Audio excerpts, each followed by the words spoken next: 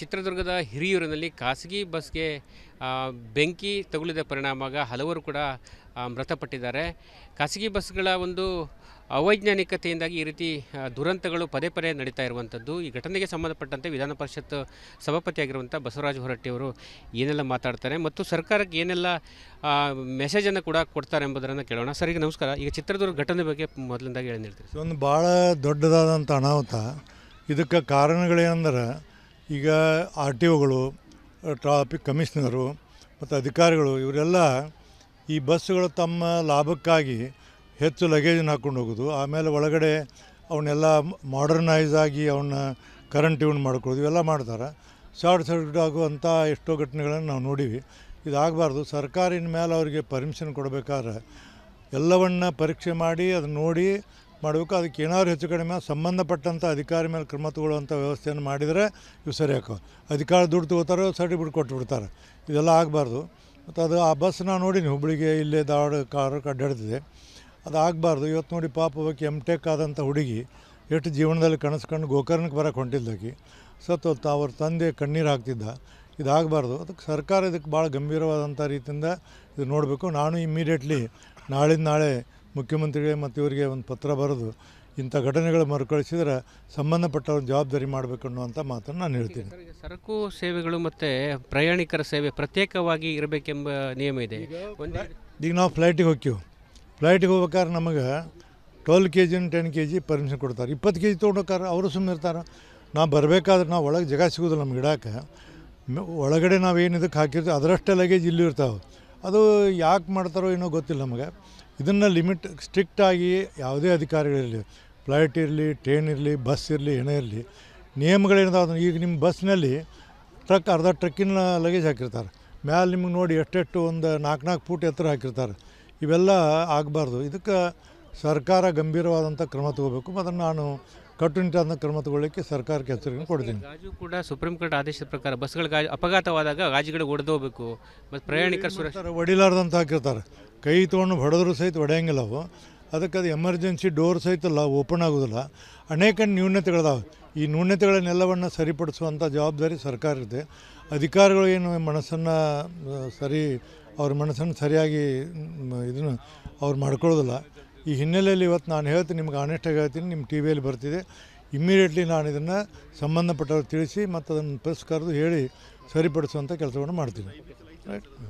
ಇಷ್ಟು ವಿಧಾನ ಪರಿಷತ್ ಸಭಾಪತಿಯಾಗಿರುವಂಥ ಬಸವರಾಜ ಹೊರಟ್ಟಿಯವರು ಹೇಳುವಂಥ ಮಾತು. ಒಟ್ಟಿನಲ್ಲಿ ಆ ಬಸ್ಗಳು ಸರಿಯಾದ ಸೇವೆಯನ್ನು ನೀಡುವ ನಿಟ್ಟಿನಲ್ಲಿ ಪ್ರತ್ಯೇಕವಾಗಿ, ಅಂದರೆ ಪ್ಯಾಸೆಂಜರ್ ಜೊತೆಗೆ ಸರಕುಗಳನ್ನು ಒಯ್ಯಬಾರ್ದು ಮತ್ತು ಸರ್ಕಾರ ಕೂಡ ಆ ನಿಟ್ಟಿನಲ್ಲಿ ಕಟ್ಟುನಿಟ್ಟಾಗಿ ನಿರ್ದೇಶನ ಕೊಡಬೇಕು ಮತ್ತು ಅನುಮತಿಯನ್ನು ಪರಿಶೀಲಿಸಿ ನೀಡಬೇಕೆಂಬ ಅಭಿಪ್ರಾಯವನ್ನು ವ್ಯಕ್ತಪಡಿಸಿರುವಂಥದ್ದು. ಕ್ಯಾಮ್ರಾ ಪರ್ಸನ್ ಕಿಶನ್ ಗೋರ ಜೊತೆ ನಾನು ಶೇಷಗಿರಿ ಮುಂಡಳ್ಳಿ, ರಿಪಬ್ಲಿಕ್ ಕನ್ನಡ, ಕಾರವಾರ.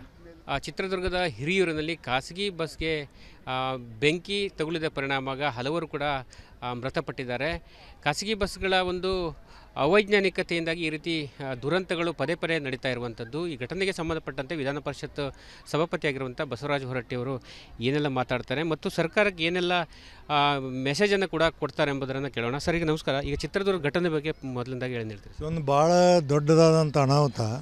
ಇದಕ್ಕೆ ಕಾರಣಗಳೇನೆಂದ್ರೆ ಈಗ ಆರ್ ಟಿ ಒಗಳು, ಟ್ರಾಫಿಕ್ ಕಮಿಷನರು ಮತ್ತು ಅಧಿಕಾರಿಗಳು ಇವರೆಲ್ಲ ಈ ಬಸ್ಸುಗಳು ತಮ್ಮ ಲಾಭಕ್ಕಾಗಿ ಹೆಚ್ಚು ಲಗೇಜನ್ನು ಹಾಕ್ಕೊಂಡು ಹೋಗೋದು, ಆಮೇಲೆ ಒಳಗಡೆ ಅವನ್ನೆಲ್ಲ ಮಾಡರ್ನೈಸ್ ಆಗಿ ಅವನ್ನ ಕರೆಂಟ್ ಟ್ಯೂನ್ ಮಾಡ್ಕೊಳ್ಳೋದು, ಇವೆಲ್ಲ ಮಾಡ್ತಾರೆ.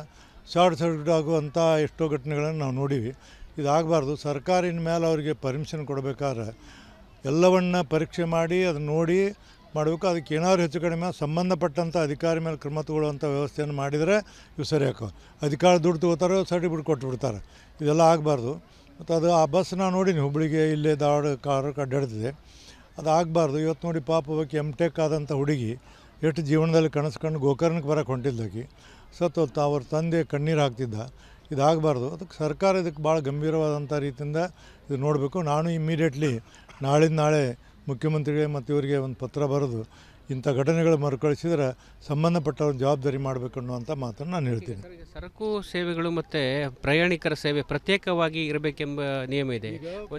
ಈಗ ನಾವು ಫ್ಲೈಟಿಗೆ ಹೋಗ್ಬೇಕಾದ್ರೆ ನಮಗೆ 12 kg 10 kg ಪರ್ಮಿಷನ್ ಕೊಡ್ತಾರೆ. 20 kg ತೊಗೊಂಡೋಗ್ತಾರೆ, ಅವರು ಸುಮ್ಮನೆ ಇರ್ತಾರೆ. ನಾವು ಬರಬೇಕಾದ್ರೆ ನಾವು ಒಳಗೆ ಜಾಗ ಸಿಗೋದಿಲ್ಲ ನಮ್ಗೆ ಇಡೋಕೆ. ಒಳಗಡೆ ನಾವೇನು ಇದಕ್ಕೆ ಹಾಕಿರ್ತೀವಿ ಅದರಷ್ಟೇ ಲಗೇಜ್ ಇಲ್ಲಿ ಇರ್ತಾವೆ. ಅದು ಯಾಕೆ ಮಾಡ್ತಾರೋ ಏನೋ ಗೊತ್ತಿಲ್ಲ ನಮಗೆ. ಇದನ್ನು ಲಿಮಿಟ್ ಸ್ಟ್ರಿಕ್ಟಾಗಿ ಯಾವುದೇ ಅಧಿಕಾರಿಗಳಿರಲಿ, ಫ್ಲೈಟ್ ಇರಲಿ, ಟ್ರೈನ್ ಇರಲಿ, ಬಸ್ ಇರಲಿ, ಏನೇ ಇರಲಿ, ನಿಯಮಗಳೇನಿದಾವೆ. ಈಗ ನಿಮ್ಮ ಬಸ್ನಲ್ಲಿ ಅರ್ಧ ಟ್ರಕ್ಕಿನ ಲಗೇಜ್ ಹಾಕಿರ್ತಾರೆ. ಮ್ಯಾಲೆ ನಿಮಗೆ ನೋಡಿ ಎಷ್ಟೆಷ್ಟು ಒಂದು 4-4 ಫೂಟ್ ಎತ್ತರ ಹಾಕಿರ್ತಾರೆ. ಇವೆಲ್ಲ ಆಗಬಾರ್ದು. ಇದಕ್ಕೆ ಸರ್ಕಾರ ಗಂಭೀರವಾದಂಥ ಕ್ರಮ ತಗೋಬೇಕು. ಅದನ್ನು ನಾನು ಕಟ್ಟುನಿಟ್ಟಾದ ಕ್ರಮ ತಗೊಳ್ಳಿಕ್ಕೆ ಸರ್ಕಾರಕ್ಕೆ ಎಚ್ಚರಿಕೆ ಕೊಡ್ತೀನಿ. ಗಾಜು ಕೂಡ ಸುಪ್ರೀಂ ಕೋರ್ಟ್ ಆದೇಶದ ಪ್ರಕಾರ ಬಸ್ಗಳ ಅಪಘಾತವಾದಾಗ ಗಾಜುಗಳು ಒಡೆದೋಗ್ಬೇಕು ಮತ್ತು ಪ್ರಯಾಣಿಕರ ಸುರಕ್ಷತೆ ಹೊಡಿಲಾರ್ದಂತ ಹಾಕಿರ್ತಾರೆ. ಕೈ ತೊಗೊಂಡು ಹೊಡೆದ್ರು ಸಹಿತ ಹೊಡೆಯಂಗಿಲ್ಲ ಅವು. ಅದಕ್ಕೆ ಅದು ಎಮರ್ಜೆನ್ಸಿ ಡೋರ್ ಸಹಿತ ಓಪನ್ ಆಗೋದಿಲ್ಲ. ಅನೇಕ ನ್ಯೂನತೆಗಳಿದಾವೆ. ಈ ನ್ಯೂನತೆಗಳನ್ನೆಲ್ಲವನ್ನು ಸರಿಪಡಿಸುವಂಥ ಜವಾಬ್ದಾರಿ ಸರ್ಕಾರ ಇದೆ. ಅಧಿಕಾರಿಗಳು ಏನು ಅವ್ರ ಮನಸ್ಸನ್ನು ಸರಿಯಾಗಿ ಇದನ್ನು ಅವ್ರು ಮಾಡ್ಕೊಳ್ಳೋದಿಲ್ಲ. ಈ ಹಿನ್ನೆಲೆಯಲ್ಲಿ ಇವತ್ತು ನಾನು ಹೇಳ್ತೀನಿ, ನಿಮ್ಗೆ ಆನೆಸ್ಟಾಗಿ ಹೇಳ್ತೀನಿ, ನಿಮ್ಮ ಟಿ ವಿಯಲ್ಲಿ ಬರ್ತಿದೆ. ಇಮ್ಮಿಡಿಯೇಟ್ಲಿ ನಾನು ಇದನ್ನು ಸಂಬಂಧಪಟ್ಟವ್ರು ತಿಳಿಸಿ ಮತ್ತು ಅದನ್ನು ಪ್ರೆಸ್ ಕರೆದು ಹೇಳಿ ಸರಿಪಡಿಸುವಂಥ ಕೆಲಸವನ್ನು ಮಾಡ್ತೀನಿ. ರೈಟ್. ಇದಿಷ್ಟು ವಿಧಾನ ಪರಿಷತ್ ಸಭಾಪತಿಯಾಗಿರುವಂಥ ಬಸವರಾಜ ಹೊರಟ್ಟೂರು ಹೇಳುವಂಥ ಮಾತು. ಒಟ್ಟಿನಲ್ಲಿ ಆ ಬಸ್ಗಳು ಸರಿಯಾದ ಸೇವೆಯನ್ನು ನೀಡುವ ನಿಟ್ಟಿನಲ್ಲಿ ಪ್ರತ್ಯೇಕವಾಗಿ ಅಂದರೆ ಪ್ಯಾಸೆಂಜರ್ ಜೊತೆಗೆ ಸರಕುಗಳನ್ನು ಒಯ್ಯಬಾರ್ದು ಮತ್ತು ಸರ್ಕಾರ ಕೂಡ ಆ ನಿಟ್ಟಿನಲ್ಲಿ ಕಟ್ಟುನಿಟ್ಟಾಗಿ ನಿರ್ದೇಶನ ಕೊಡಬೇಕು ಮತ್ತು ಅನುಮತಿಯನ್ನು ಪರಿಶೀಲಿಸಿ ನೀಡಬೇಕೆಂಬ ಅಭಿಪ್ರಾಯವನ್ನು ವ್ಯಕ್ತಪಡಿಸಿರುವಂಥದ್ದು. ಕ್ಯಾಮ್ರಾ ಪರ್ಸನ್ ಕಿಶನ್ ಗೌರ ಜೊತೆ ನಾನು ಶೇಷಗಿರಿ ಮುಂಡಳ್ಳಿ, ರಿಪಬ್ಲಿಕ್ ಕನ್ನಡ, ಕಾರವಾರ. ಚಿತ್ರದುರ್ಗದ ಹಿರಿಯೂರಿನಲ್ಲಿ ಖಾಸಗಿ ಬಸ್ಗೆ ಬೆಂಕಿ ತಗುಲಿದ ಪರಿಣಾಮ ಹಲವರು ಕೂಡ ಮೃತಪಟ್ಟಿದ್ದಾರೆ. ಖಾಸಗಿ ಬಸ್ಗಳ ಒಂದು ಅವೈಜ್ಞಾನಿಕತೆಯಿಂದಾಗಿ ಈ ರೀತಿ ದುರಂತಗಳು ಪದೇ ಪದೇ ನಡೀತಾ ಇರುವಂಥದ್ದು. ಈ ಘಟನೆಗೆ ಸಂಬಂಧಪಟ್ಟಂತೆ ವಿಧಾನ ಪರಿಷತ್ ಸಭಾಪತಿಯಾಗಿರುವಂಥ ಬಸವರಾಜ ಹೊರಟ್ಟಿಯವರು ಏನೆಲ್ಲ ಮಾತಾಡ್ತಾರೆ ಮತ್ತು ಸರ್ಕಾರಕ್ಕೆ ಏನೆಲ್ಲ ಮೆಸೇಜನ್ನು ಕೂಡ ಕೊಡ್ತಾರೆ ಎಂಬುದನ್ನು ಕೇಳೋಣ. ಸರ್, ಈಗ ನಮಸ್ಕಾರ. ಈಗ ಚಿತ್ರದುರ್ಗ ಘಟನೆ ಬಗ್ಗೆ ಮೊದಲಿಂದಾಗಿ ಹೇಳಿ ಹೇಳ್ತೀರಿ. ಒಂದು ಭಾಳ ದೊಡ್ಡದಾದಂಥ ಅನಾಹುತ. ಇದಕ್ಕೆ ಕಾರಣಗಳೇನೆಂದ್ರೆ ಈಗ ಆರ್ ಟಿ ಒಗಳು, ಟ್ರಾಫಿಕ್ ಕಮಿಷನರು ಮತ್ತು ಅಧಿಕಾರಿಗಳು ಇವರೆಲ್ಲ ಈ ಬಸ್ಸುಗಳು ತಮ್ಮ ಲಾಭಕ್ಕಾಗಿ ಹೆಚ್ಚು ಲಗೇಜನ್ನು ಹಾಕ್ಕೊಂಡು ಹೋಗೋದು, ಆಮೇಲೆ ಒಳಗಡೆ ಅವನ್ನೆಲ್ಲ ಮಾಡರ್ನೈಸ್ ಆಗಿ ಅವನ್ನ ಕರೆಂಟ್ ಇವ್ನು ಮಾಡ್ಕೊಳ್ಳೋದು, ಇವೆಲ್ಲ ಮಾಡ್ತಾರೆ. ಶಾರ್ಟ್ ಸರ್ಕ್ಯೂಟ್ ಆಗುವಂಥ ಎಷ್ಟೋ ಘಟನೆಗಳನ್ನು ನಾವು ನೋಡೀವಿ. ಇದಾಗಬಾರ್ದು. ಸರ್ಕಾರಿನ ಮೇಲೆ ಅವರಿಗೆ ಪರ್ಮಿಷನ್ ಕೊಡಬೇಕಾದ್ರೆ ಎಲ್ಲವನ್ನ ಪರೀಕ್ಷೆ ಮಾಡಿ ಅದನ್ನ ನೋಡಿ ಮಾಡಬೇಕು. ಅದಕ್ಕೆ ಏನಾದ್ರು ಹೆಚ್ಚು ಕಡಿಮೆ ಸಂಬಂಧಪಟ್ಟಂಥ ಅಧಿಕಾರಿ ಮೇಲೆ ಕ್ರಮ ತಗೊಳ್ಳುವಂಥ ವ್ಯವಸ್ಥೆಯನ್ನು ಮಾಡಿದರೆ ಇವು ಸರಿ ಹಾಕೋ. ಅಧಿಕಾರ ದುಡ್ಡು ತೊಗೋತಾರೆ, ಸರ್ಟಿಫಿಕೇಟ್ ಕೊಟ್ಟುಬಿಡ್ತಾರೆ. ಇದೆಲ್ಲ ಆಗಬಾರ್ದು. ಮತ್ತು ಅದು ಆ ಬಸ್ ನಾವು ನೋಡೀನಿ, ಹುಬ್ಬಳ್ಳಿಗೆ ಇಲ್ಲೇ ಕಾರಕ್ಕೆ ಅಡ್ಡಾಡ್ತಿದೆ. ಅದು ಆಗಬಾರ್ದು. ಇವತ್ತು ನೋಡಿ, ಪಾಪ ಹೋಗಿ ಎಮ್.ಟೆಕ್ ಆದಂಥ ಹುಡುಗಿ ಎಷ್ಟು ಜೀವನದಲ್ಲಿ ಕನಸ್ಕೊಂಡು ಗೋಕರ್ಣಕ್ಕೆ ಬರೋಕ್ಕೆ ಹೊಂಟಿದ್ದಾಕಿ ಸತ್ತೋತ ಅವ್ರ ತಂದೆ ಕಣ್ಣೀರು ಹಾಕ್ತಿದ್ದ. ಇದಾಗಬಾರ್ದು. ಅದಕ್ಕೆ ಸರ್ಕಾರ ಇದಕ್ಕೆ ಭಾಳ ಗಂಭೀರವಾದಂಥ ರೀತಿಯಿಂದ ಇದು ನೋಡಬೇಕು. ನಾನು ಇಮ್ಮಿಡಿಯೇಟ್ಲಿ ನಾಳಿಂದ ನಾಳೆ ಮುಖ್ಯಮಂತ್ರಿಗಳಿಗೆ ಮತ್ತು ಇವರಿಗೆ ಒಂದು ಪತ್ರ ಬರೆದು ಇಂಥ ಘಟನೆಗಳು ಮರುಕಳಿಸಿದರೆ ಸಂಬಂಧಪಟ್ಟವ್ರ ಜವಾಬ್ದಾರಿ ಮಾಡಬೇಕು ಅನ್ನುವಂಥ ಮಾತನ್ನು ನಾನು ಹೇಳ್ತೀನಿ. ಸರಕು ಸೇವೆಗಳು ಮತ್ತು ಪ್ರಯಾಣಿಕರ ಸೇವೆ ಪ್ರತ್ಯೇಕವಾಗಿ ಇರಬೇಕೆಂಬ ನಿಯಮ ಇದೆ. ಈಗ ನಾವು ಫ್ಲೈಟಿಗೆ ಹೋಗ್ಬೇಕಾದ್ರೆ ನಮಗೆ 12 kg 10 kg ಪರ್ಮಿಷನ್ ಕೊಡ್ತಾರೆ. 20 kg ತೊಗೊಂಡೋಗ್ತಾರೆ, ಅವರು ಸುಮ್ಮನೆ ಇರ್ತಾರೆ. ನಾವು ಬರಬೇಕಾದ್ರೆ ನಾವು ಒಳಗೆ ಜಾಗ ಸಿಗೋದಿಲ್ಲ ನಮ್ಗೆ ಇಡೋಕೆ. ಒಳಗಡೆ ನಾವೇನು ಇದಕ್ಕೆ ಹಾಕಿರ್ತೀವಿ ಅದರಷ್ಟೇ ಲಗೇಜ್ ಇಲ್ಲಿ ಇರ್ತಾವೆ. ಅದು ಯಾಕೆ ಮಾಡ್ತಾರೋ ಏನೋ ಗೊತ್ತಿಲ್ಲ ನಮಗೆ.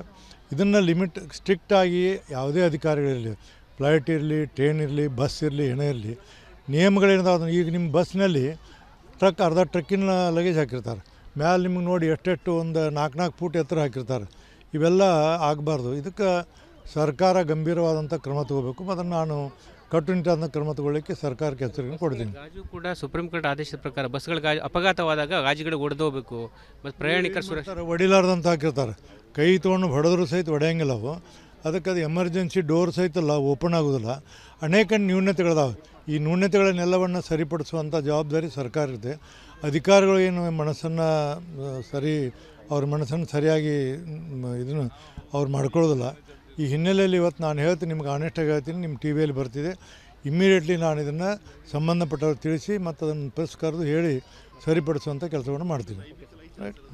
ಇದಿಷ್ಟು ವಿಧಾನ ಪರಿಷತ್ ಸಭಾಪತಿಯಾಗಿರುವಂಥ ಬಸವರಾಜ ಹೊರಟ್ಟೂರು ಹೇಳುವಂಥ ಮಾತು. ಒಟ್ಟಿನಲ್ಲಿ ಆ ಬಸ್ಗಳು ಸರಿಯಾದ ಸೇವೆಯನ್ನು ನೀಡುವ ನಿಟ್ಟಿನಲ್ಲಿ ಪ್ರತ್ಯೇಕವಾಗಿ ಅಂದರೆ ಪ್ಯಾಸೆಂಜರ್ ಜೊತೆಗೆ ಸರಕುಗಳನ್ನು ಒಯ್ಯಬಾರ್ದು ಮತ್ತು ಸರ್ಕಾರ ಕೂಡ ಆ ನಿಟ್ಟಿನಲ್ಲಿ ಕಟ್ಟುನಿಟ್ಟಾಗಿ ನಿರ್ದೇಶನ ಕೊಡಬೇಕು ಮತ್ತು ಅನುಮತಿಯನ್ನು ಪರಿಶೀಲಿಸಿ ನೀಡಬೇಕೆಂಬ ಅಭಿಪ್ರಾಯವನ್ನು ವ್ಯಕ್ತಪಡಿಸಿರುವಂಥದ್ದು. ಕ್ಯಾಮ್ರಾ ಪರ್ಸನ್ ಕಿಶನ್ ಗೌರ ಜೊತೆ ನಾನು ಶೇಷಗಿರಿ ಮುಂಡಳ್ಳಿ, ರಿಪಬ್ಲಿಕ್ ಕನ್ನಡ, ಕಾರವಾರ.